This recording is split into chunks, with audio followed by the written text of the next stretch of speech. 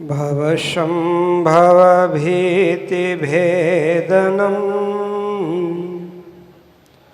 सुखसम्पत्करुणानिकेतनं व्रतदानतपक्रियाफलं सहजानन्दगुरुं भजे सदा। बोलो श्री स्वामिनारायण भगवान ने, श्री घनश्याम महाराज ने, श्री हरे कृष्ण महाराज ने जय।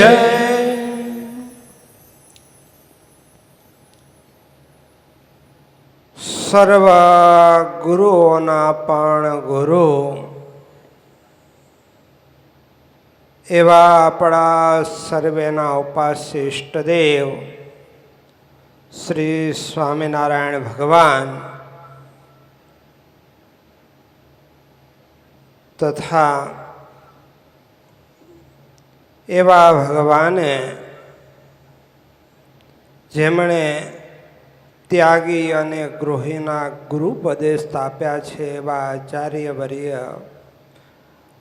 धर्म धुरंधर 1008 आचार्य श्री राकेश प्रसाद जी महाराज तथा जेमना ऋणमांथी आपणे क्यारे पण मुक्त थई शकता नथी अने जेमना आपड़ा ऊपर अनंत उपकारो छे एवा गुरुवर्य परम पूज्य सद्गुरु ध्यानी स्वामी जी आ गुरु पूर्णिमाना पावन पर्वे गुरुना दिव्य गुणों स्मरण करावी रूड़ा आशीर्वाद पाठव्या छे एवा सद्गुरु शास्त्री स्वामी भक्तवत्सलदास जी स्वामी, सद्गुरु पुराणी स्वामी, धर्म रक्षक दास जी स्वामी, सर्वे पूजनीय वंदनीय ब्रह्मनिष्ठ संतो तथा सर्वे वाला भक्तजनों सौने आजना गुरु पूर्णिमाना पावन पर्व प्रसंगे भावथी जय स्वामीनारायण, जय स्वामीनारायण। वाला भक्तों, आ गुरु पूर्णिमानु पावन पर्व एटले गुरु अने शिष्य वच्चेना अतूट प्रेमना बंधननु पर्व। आ गुरु पूर्णिमा एटले गुरुना गुणोनु स्मरण करी एने गाई वंदन करी एमना चरणों में शीश नमावी गुरु ऋण अदा करवानो दिवस।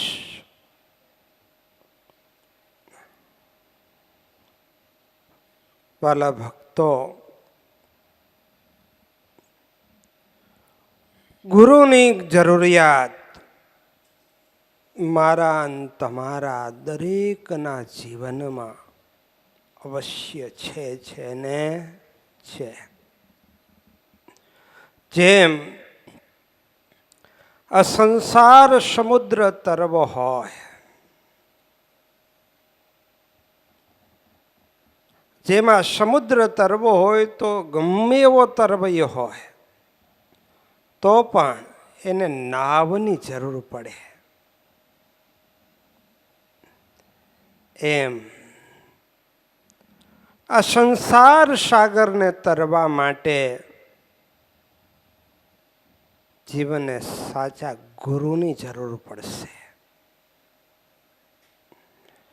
એટલે તો ભગવાન રામચંદ્રજીએ પણ જ્યારે આ લોકમાં પધાર્યા તો ગુરુ કર્યા. ભગવાન શ્રી કૃષ્ણ પરમાત્માએ પણ ગુરુ કર્યા. ભગવાન સ્વામિનારાયણે પણ ગુરુ કર્યા અને ગુરુનો અલૌકિક મહિમા સમજાવ્યો.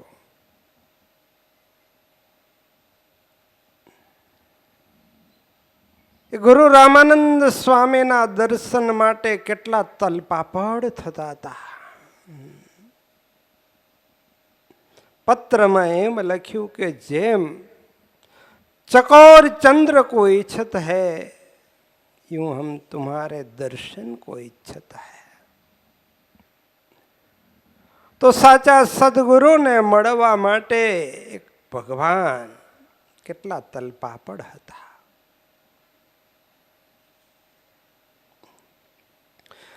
ભગવાન નીલકંઠ વર્ણી આખા ભારત વર્ષની તીર્થયાત્રા કરી લોજમાં પધાર્યા. સુખાનંદ સ્વામી મળ્યા અને જ્યારે મુક્તાનંદ સ્વામીની વાત કરીને કે તમે કાં તો આશ્રમમાં પધારો અને કાં તો એમને હું લઈ આવું, ત્યારે ભગવાન નીલકંઠ વર્ણીએ એમ કહ્યું કે આવા મુક્તાનંદ સ્વામી જેવા સંતના દર્શન થાય ને એ જ તીર્થયાત્રાનું સાચું ફળ છે. તીર્થયાત્રા કરવા જવું આ શા માટે જવાનું? તીર્થે જવું તે સદગુરુ ગોતવાને. પેલા ઘર બાર મૂકીને નીકળી પડતા કે ચાલો સદગુરુને શોધીએ. કોઈ રે મુકાવે મને કાળથી તો આપું એને આશીષ થી. કોઈ કાળ અને માયા થકી મને મુકાવે તો એને મારું મસ્તક આપી દઉં. પણ એ કોણ મુકાવે? બંધે કો બંધા મિલે તો છૂટન કા ઉપાય. બંધન બંધે કો મુક્ત મિલે તો પલ મેં દ્વે છોડાય. પોતે જ કાળ અને માયાના પંજામાં ફસાયેલા હોય, કર્મના બંધનોમાં ફસાયેલા હોય, એ આપણને શું છોડાવે? પણ એ બધાય બંધનોથી મુક્ત થયેલા એવા સાચા સદગુરુ મળે તો એ આપણને બધાયના બંધનમાંથી મુક્ત કરે. અને એવા સદગુરુને શોધવા માટે મુમુક્ષુ નીકળી પડતા. આપણા ઇતિહાસો જુઓ. સદગુરુને શોધવા નીકળ્યા છે. અરે ખુદ ભગવાન નીલકંઠ વર્ણી પણ ભારત વર્ષની તીર્થયાત્રા કર્યા છે. એ આપણને ઉપદેશ આપવા માટે છે. એ સતાનંદ સ્વામી હોય તોય ભલે ને મુક્તાનંદ સ્વામી હોય તોય ભલે, બધાય સાચા સદગુરુને શોધવા નીકળ્યા છે.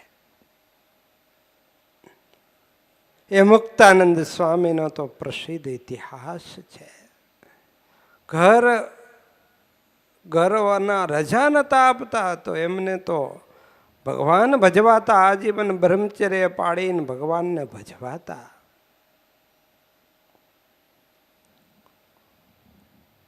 તો ઘર મૂકીને નીકળ્યા. મૂળદાસ પાસે ગયા કે તમે ધાંગધ્રા જાઓ, દ્વારકાદાસ પાસે. ત્યાં જ્યાં સેવા કરી સંતોષ ન થયો, કયું બ્રહ્મચર્ય પાડીને ભગવાન ભજવા છે. તો કે આ કળિયુગમાં એ શક્ય નથી, ગુરુએ ના પાડી દીધી. ત્યાં સંતોષ ન થયો. પછી તો મોરબી ગયા, વાંકાનેર ગયા. પિત્તળની કોપીન રાખે એવા સાધુ હતા, તાળું ચેલા રાખે. પણ તો એ કે 40 વર્ષ પહેલા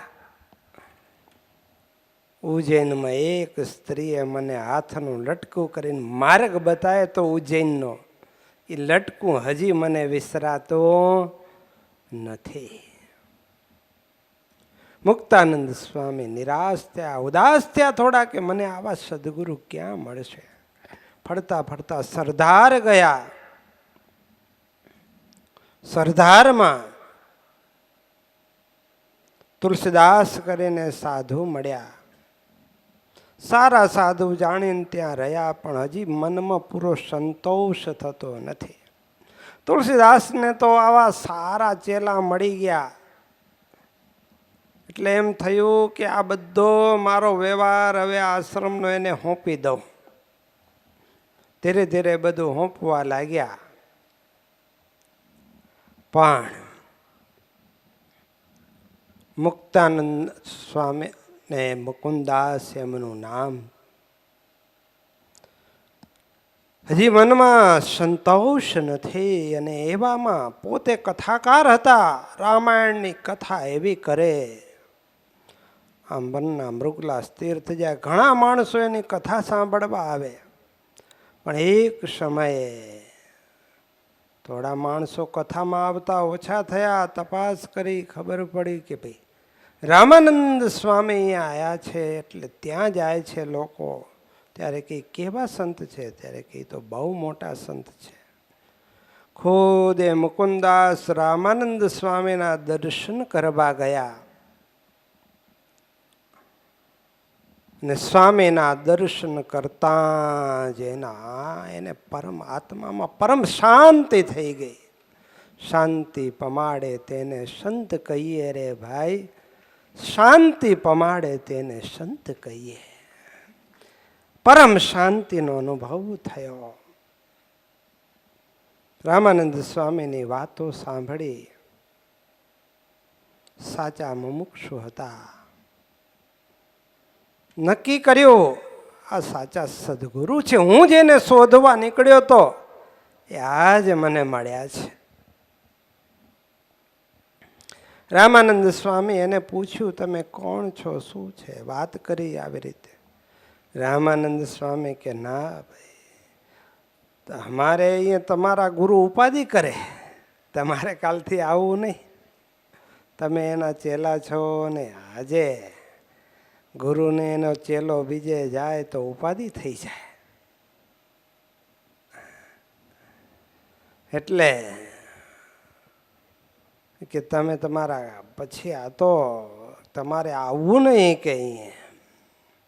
પણ હવે મુકુંદાસને તો લગ્ની લાગી હતી. અરે તુલસીદાસ તો બધું એને સોંપવા તૈયાર હતા. મઠાધીશ મહંત બનાવી દેવા તૈયાર હતા. બધું સાહેબી હતી. તો પણ એ તો કે નહીં, મારે તો એવા મારા ગુરુ જે મારું કલ્યાણ કરે, આ લોકની મોટપની મારે શું જરૂર છે? બીજે દિવસે ત્રીજે દિવસે સ્વામીએ ના પાડતી તો 12 વર્ષ તો વરસાદ હતો, વર્ષા ઋતુ હતી. તો વરસતા વરસાદમાં બેસીને સ્વામીની કથા સાંભળે. સ્વામીએ જ્યારે બહાર નજર કરીને જોયું ત્યારે એની મુમુક્ષુતા ઉપરથી ખબર પડી. સ્વામીએ બોલાયા. સ્વામી કે ભાઈ મને તો હવે તમારી પાસે રહેવું છે. સ્વામી કે એમ ન થાય, તમારા ગુરુની રજા લઈ આવો, એની પાસેથી ચિઠ્ઠી લઈ આવો, લખાવીને લઈ આવો કે ભાઈ આને હું રજા આપું છું ને તમારે એને રાખો તો સુખેથી રાખો, એમાં મને કોઈ વાંધો વિરોધ નથી, તો હું તમને રાખું. ત્યારે એ મુક્તાનંદ સ્વામી ગયા ગુરુ પાસે. એમ તો રજા આપે એમ નતા, કયાગરો ચેલો હતો. એટલે પછી ઘરેથી નીકળવા ગાંડા થયા હતા. અમે અહીંયા ગાંડ પણ આદર્યો. વહીવટ બધો હતો, ઠીક લાગે એમ મંડ્યા દાન દેવા ને બધું, વાસણ ને વસ્ત્રો ને જેમ ઠીક લાગે એમ બધું મંડ્યા લૂંટાવા. ગુરુ કે આ હું હમણાં બધું ખાલી થઈ જશે. તો કે આપણે યાત્રા કરવા ચાલ્યા જશું, આપણે સાધુને શું હોય.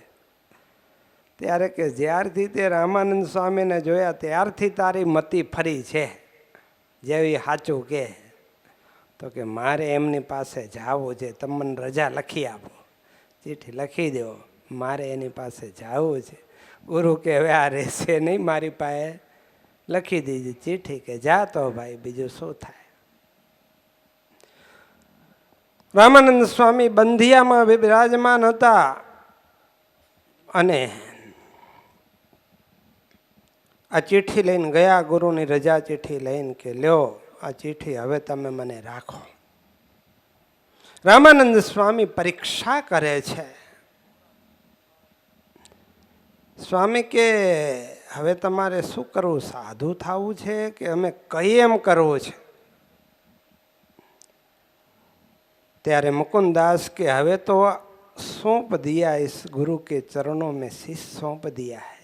હવે તો તમે જેમ કહો એમ મારે કરવાનું છે.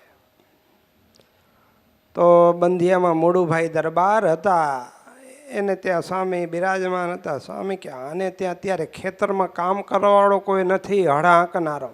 એનું ખેતરનું હળ હાંકો. હવે ઘર મૂકીને નીકળ્યા સાધુ થવા, ભગવાન મેળવવા, અને પોતે આવા કથાકાર. છતાંય સ્વામીએ પરીક્ષા કેવી કરી કે ગ્રસ્તના ઘરે હળ હાંકવા મોકલી દીધા. તોય મુकुंदासને જરાય હિચકટાટ નથી. મનમાં એમ નથી કે હું તો ગુરુ પાસે જ્ઞાન મેળવવા, ભજન કરવા આવ્યો હતો ને આ પાછો વળી એ જ સંસારની માયા હળ હાંકવું હતું ખેતરમાં, તો હું ખોટો હતો ઘરે. પણ નહીં, ગુરુ એમાંય મારું કલ્યાણ કરશે. આવા તો અનેક પૂર્વે પુરાણોમાં અનેક ઇતિહાસો છે કે ગુરુના વચને જેણે તન ચૂરે ચૂરા કરી નાખ્યા હોય. એ જ સાચું શિષ્યનું લક્ષણ છે. ગુરુ વચને તન કરી નાખે ચૂરે ચૂરા.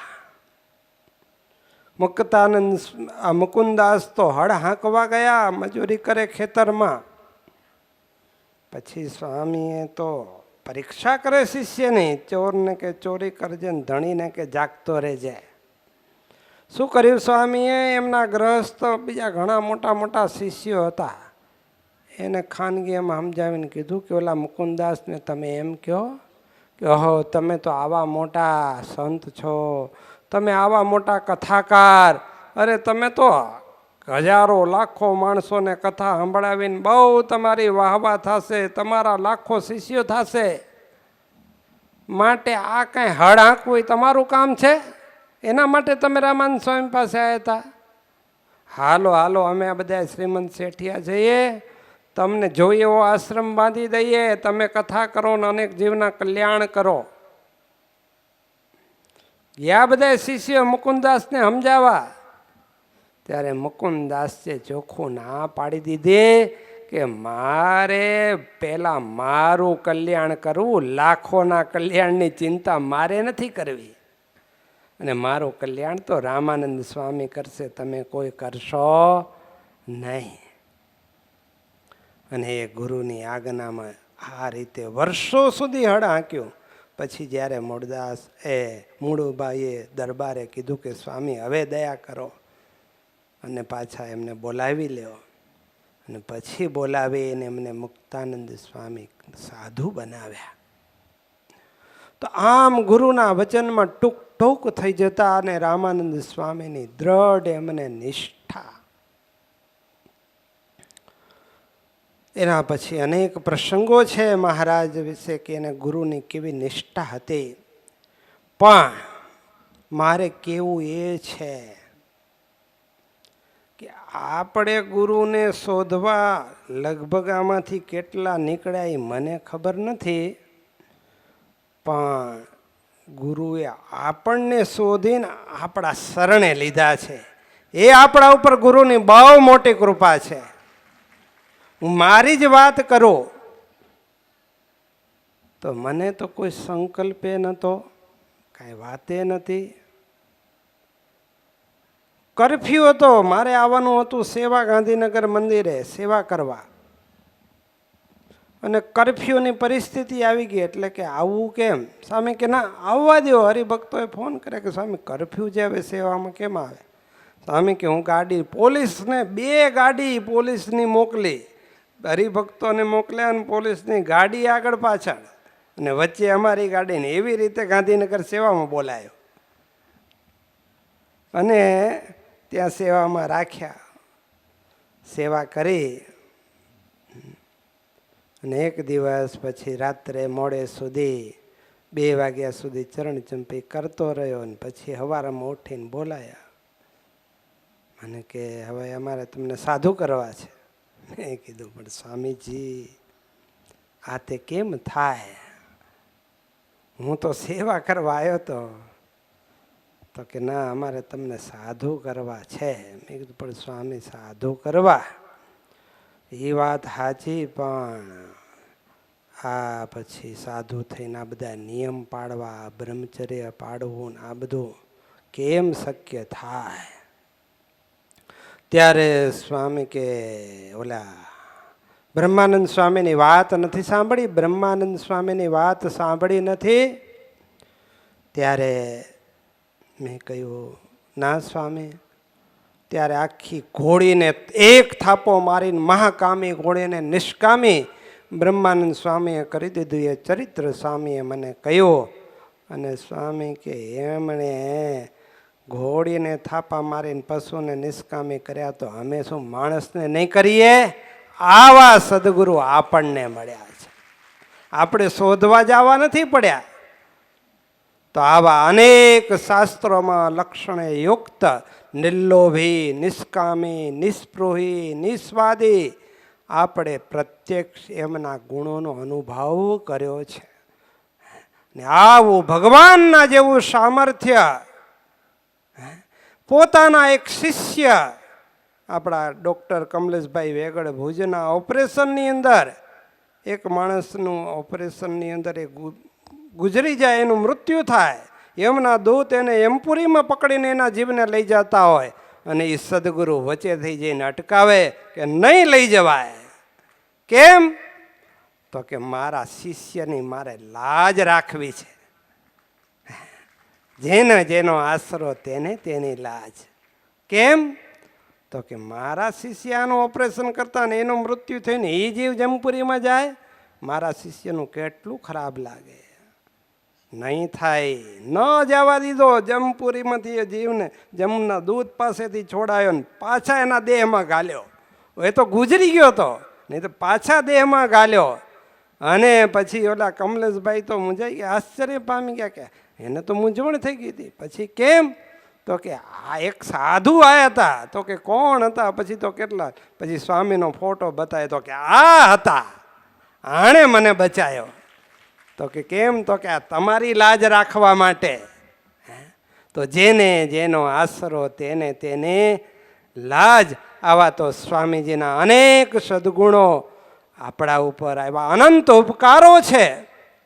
તો એવા ભગવાનના સાક્ષાત્કારને પામેલા સદગુરુ સંત આપણને મળી ગયા છે. સાચા સદગુરુ.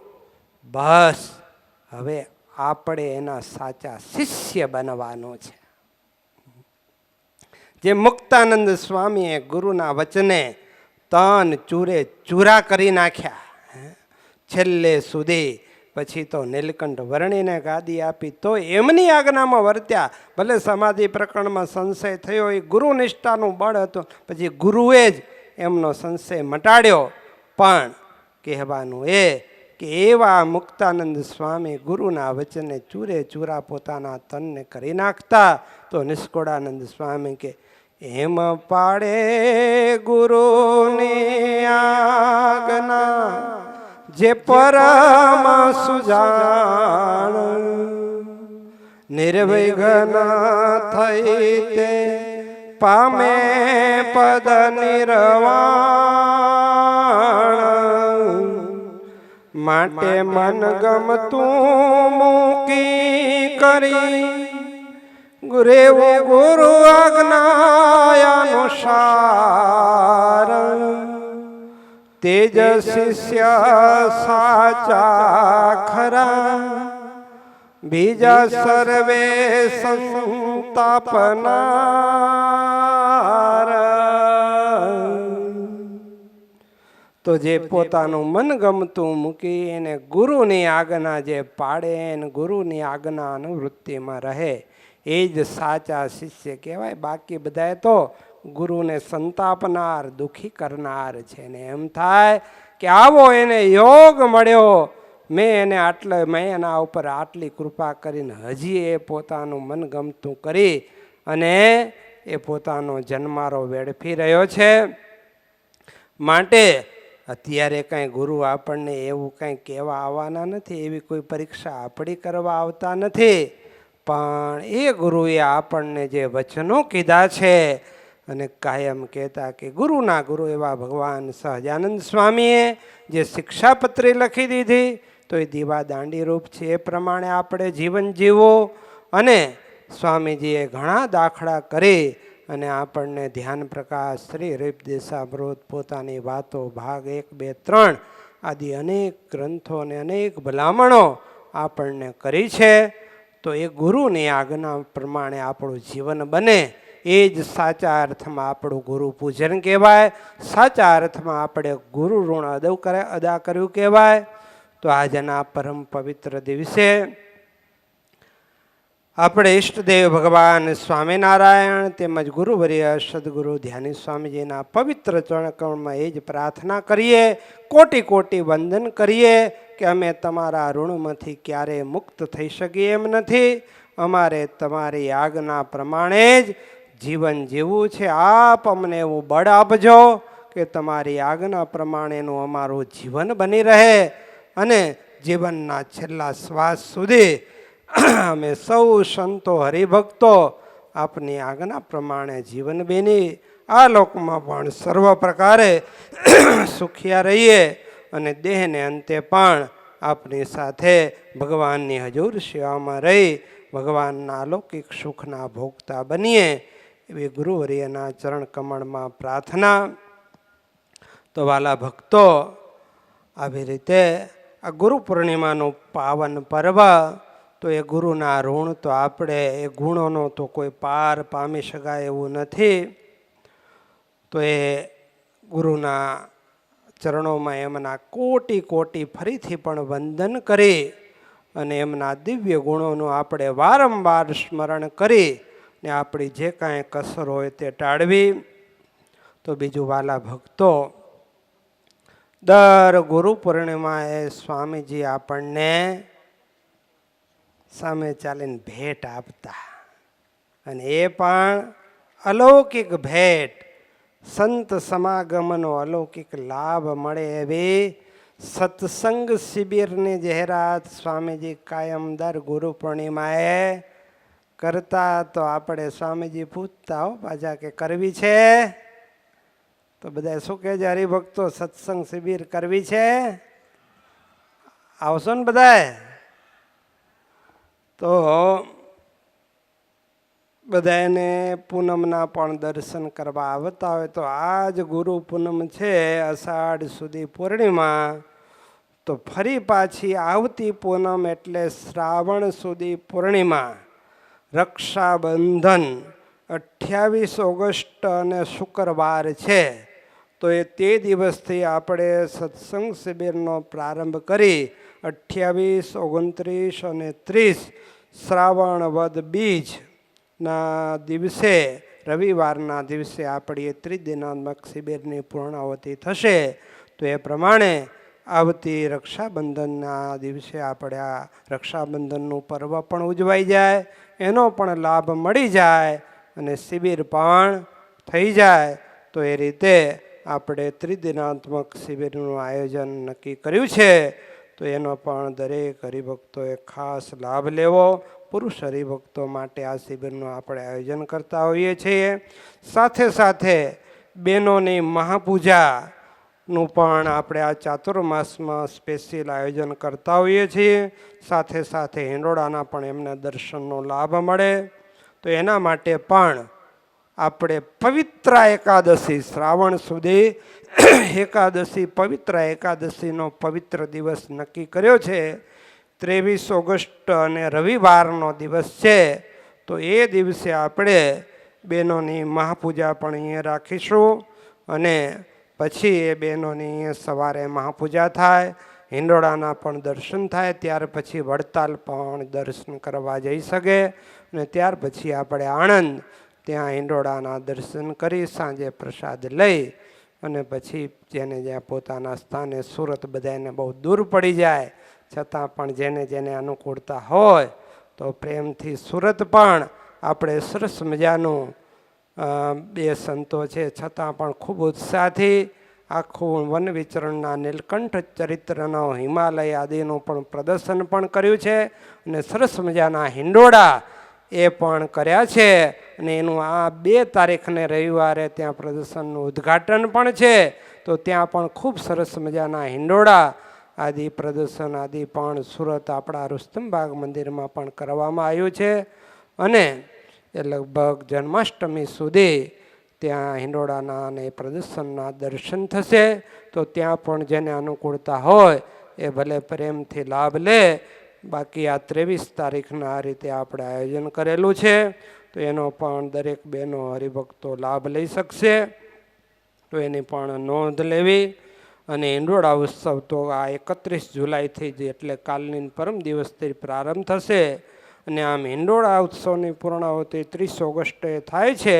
પણ આપણે અહીંયા કણભા ગુરુકુળમાં પણ હિંડોળાનું વિશેષ પ્રદર્શન આપણે 16 ઓગસ્ટ શ્રાવણ સુદ ચોથના જે આ સહજાનંદ સભા મંડપમાં આપણે વિશેષ હિંડોળા ગોઠવીને કરતા હોઈએ છીએ તો એનું પણ આયોજન કર્યું છે.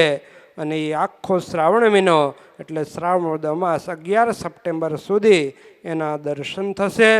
તો એ રીતે આપણે આયોજન પણ કરેલું છે. તો એનો પણ દરેક હરિભક્તે અનુકૂળતા મુજબ લાભ લેવો અને હિંડોળા ઉત્સવમાં બધાએ તન મન ધનથી સેવામાં જોડાઈ અને લાભ લેવાનો છે.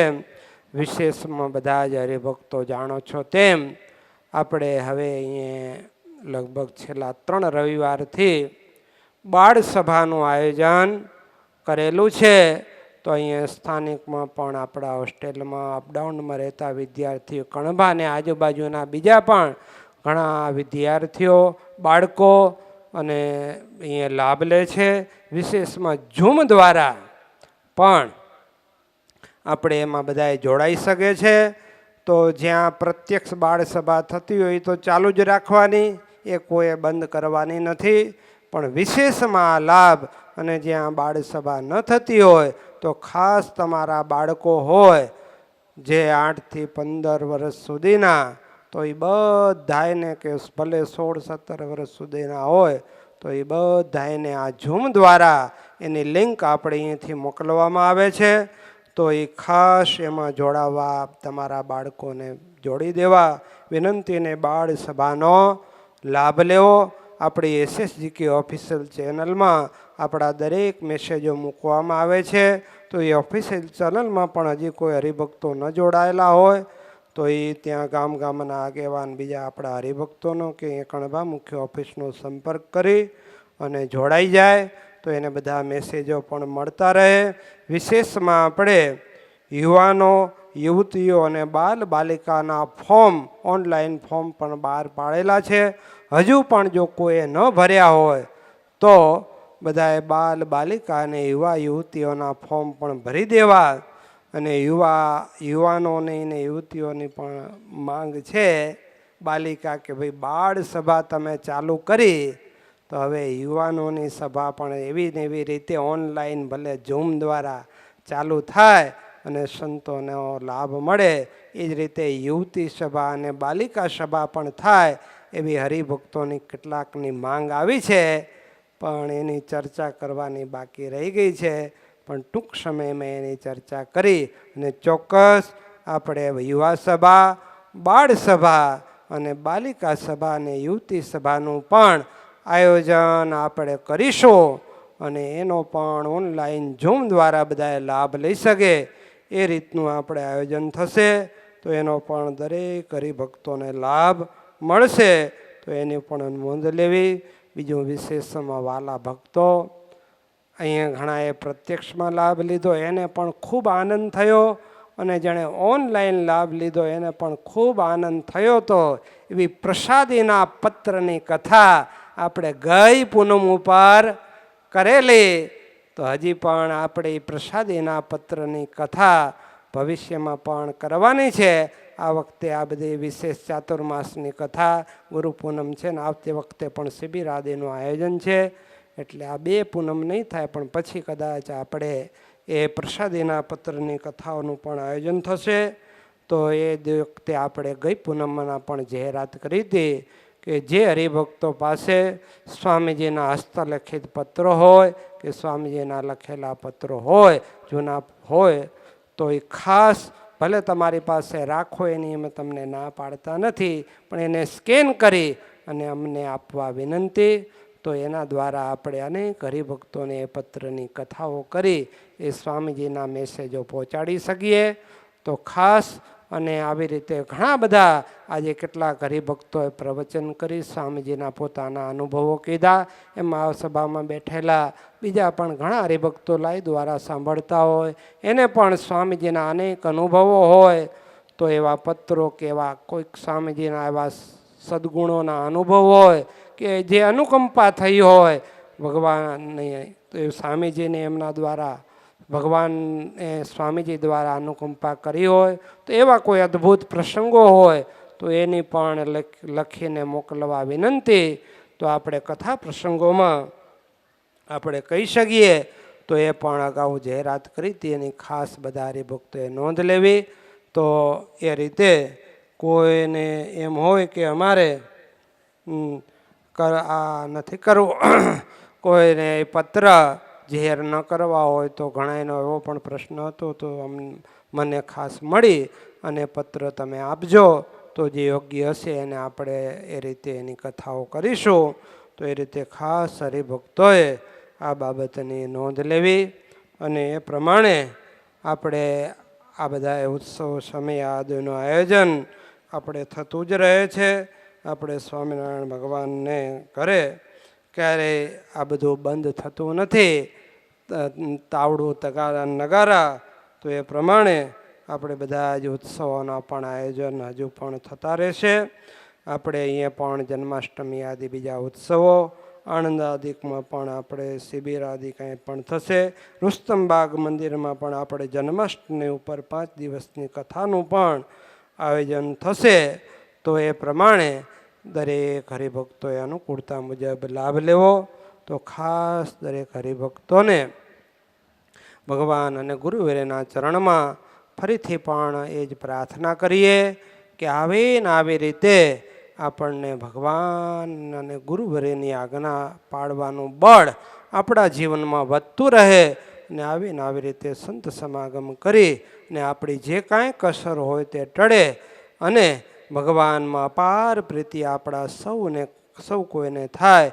એ આજના દિવસે ઈષ્ટદેવ ભગવાન સ્વામિનારાયણ તેમજ ગુરુવર્ય સદગુરુ ધ્યાની સ્વામીજીના પવિત્ર ચરણકમળમાં પ્રાર્થના સાથે મારી વાણીને વિરામ. સહજાનંદ સ્વામી મહારાજની જય. જોરદાર તાળીથી આપણે સ્વામીશ્રીના આશીર્વાદને વધાવીએ ભક્તજનો.